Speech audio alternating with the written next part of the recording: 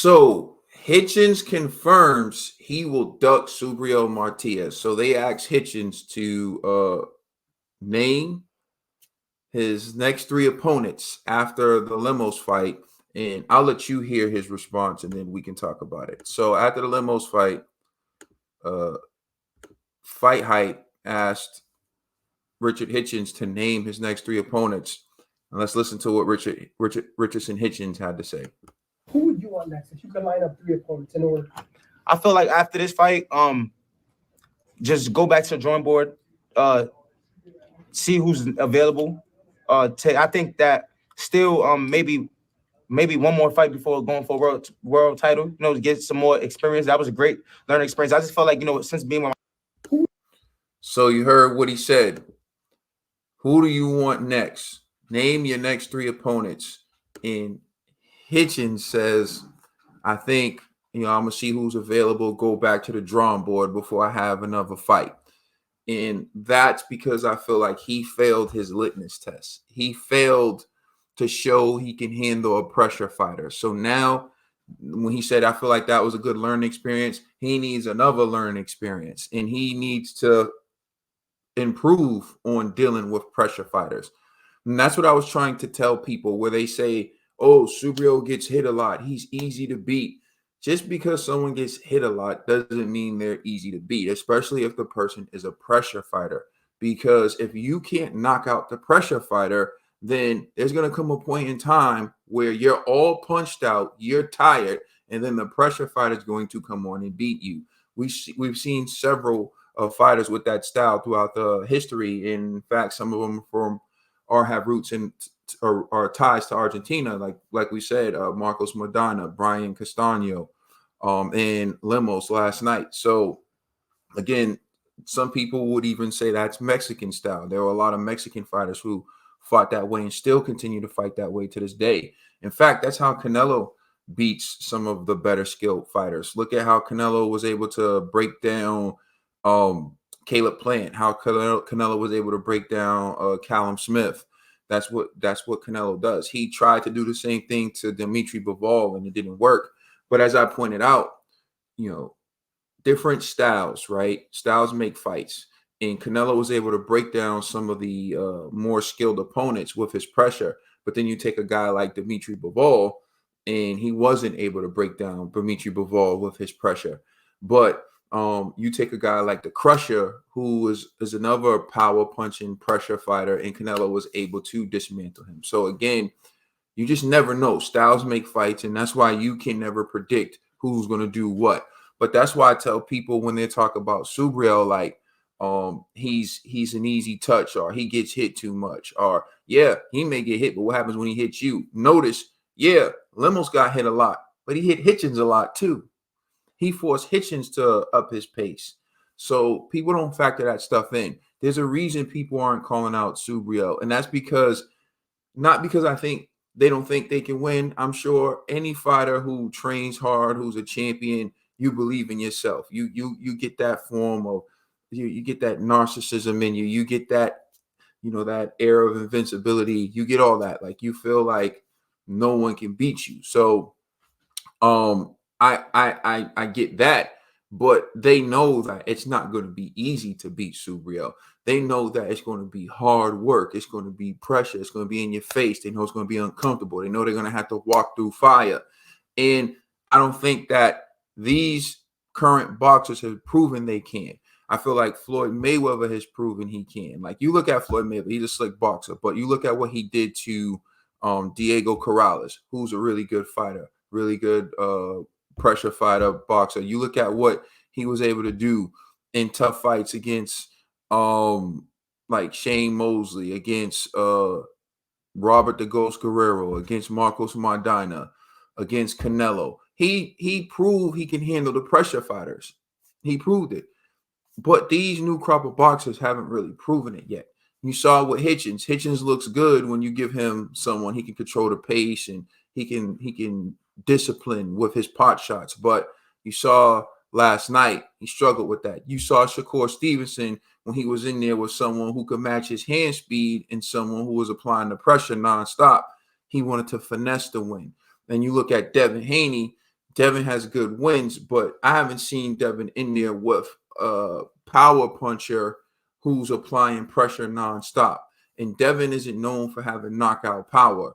So it's still, the jury's still out on whether or not he could hold off someone like Subriel Matias. So to me, this is why Subriel is the elephant in the room, because all these guys who depend on their skill know that he's a pressure fighter, and pressure fighters can offset skill just with their pressure, just with their consistency and their relentlessness. And these so-called skilled fighters don't want to take that risk against Subriel. So there's one thing I want to do. In one video, the video prior, I said that Subriel got stopped, but it actually, he didn't get stopped. And I go off the top a lot, so sometimes watching so many fights, like, or you may just have a slip of the tongue. So what I meant to say was that the referee gave him an 8 count, and it cost him the fight. And so I'm gonna show you what I meant by that. When I say like he got stopped, I meant like the referee stopped him from winning. But I'm just going to show you in general, just because I think it's important, just for the people who may not be familiar with the situation. So first I'm gonna go to box rec. And so you see, this is Subriel's only loss on his record, and it's to Petros. I'm not even going to try to get the last name. But you see the scores: 94, 95, 93, 96, 94, 95. Unanimous decision loss. Now, you understand that a 10-8 round is when someone gets dropped. And you see they have Matias down in the 7th round. I'm going to show you when they're quoting Matias down in the 7th round, that he actually didn't go down. And so anyways, if you look at this score, if this is a 10-9 round, if it's a 10-9 round, then you have 2 judges having this fight a draw, instead of 2 judges who have the fight in favor of Petros. But let's take a look at the actual knockdown right now. So here's the knockdown that basically cost Subriel the draw. And so you know what I was describing, like he got stopped. I mean, that's why my mind registered it as him getting stopped, but he did continue to fight, and he did lose a UD. But here it is right here. You see he's landing some serious overhand rights, lands a left hook. Matias is a little off balance, goes up against the ropes, and that's when Robert Byrd stops it to give Matias an 8 count. So that's the knockdown that they're referring to. See here, showing like the overhand rights. And you see Matias looks like he slipped on his footing. I guess I gotta bring that back. If you look, Matias was looking to counter and he lost his footing. It wasn't the actual punch. So that's why he went back into the ropes. So if you watch it again, when they show in slow motion, here's the 2 overhand rights. Now watch, Matias is looking to counter, and then he loses his balance, and you look and you see him looking, and he calls it a knockdown. Well, either way, whatever the case may be, I won't argue with that. It is what it is. But I'm going to take you back to the box rec real quick, so we can go over a few things. So when you look at the box rec here, let's share. That fight was his second fight after he had fought Maxim, and Maxim had passed after the fight. It was stopped by Buddy McGirt, legendary Buddy McGirt. No one stops a fight like Buddy McGirt. And so 2 fights after, that's when he had that rough fight in which there was that questionable call in the 7th round. that led to him losing basically on 2 judges' scorecards by 1 point. But one thing I want to show you is look at the fan score. I can't just single out the fan score. Okay.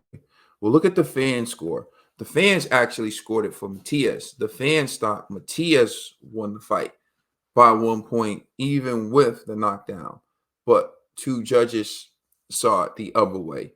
So that goes to show you that even with all that, Matias, his first loss was very close, and there was a questionable knockdown. And without that questionable knockdown, the judges would have had it a draw. Even with the questionable knockdown, the fans still thought Matias won the fight. But just to square everything away, you see that he had a rematch with Petros. And in the rematch, if you see the judges' scorecards at the time of the stoppage, it was 89, 88, 89, 81. I mean, 89, 81, 89, 81, 88, 82. And he retired him. He quit on the stoop at the 9th round. So that's important to show people because Matias went to depression after he had, as people say, caught a body in the ring. And he was smoking and drinking and not training, taking his career seriously. After the loss, as you can see, he went on a spree, retired in the corner, retired in the corner, retired in the corner, retired in the corner, retired in the corner. So you got to understand, these guys are retiring in the corner as a result of a pressure fighter forcing them to fight at a pace that they're uncomfortable with, right? They're throwing everything. He's still there. And plus, he's hitting them with vicious shots. They're extremely exhausted. They can't even answer the bell. They can't even answer the bell. That's a different type of pressure. That's relentlessness. That's grit.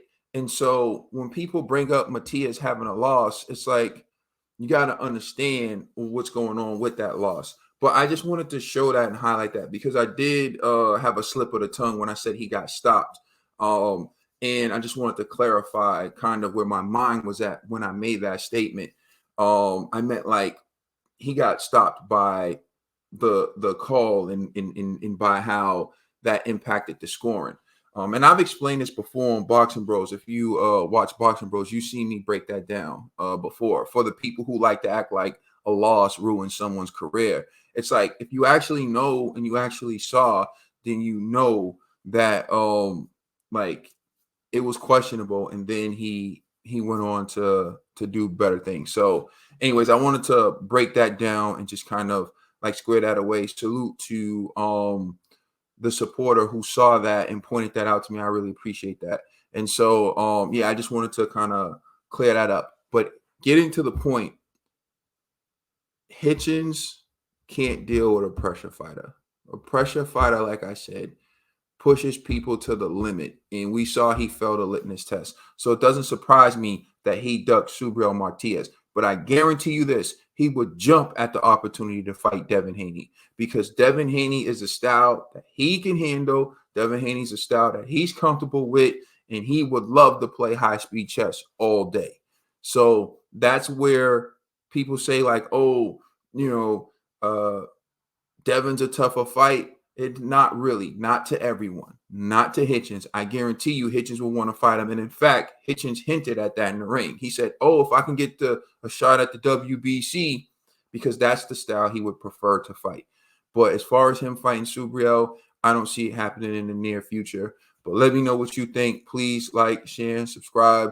Again, you can check out some of the videos I made and also check out the next one. I'm out. Peace.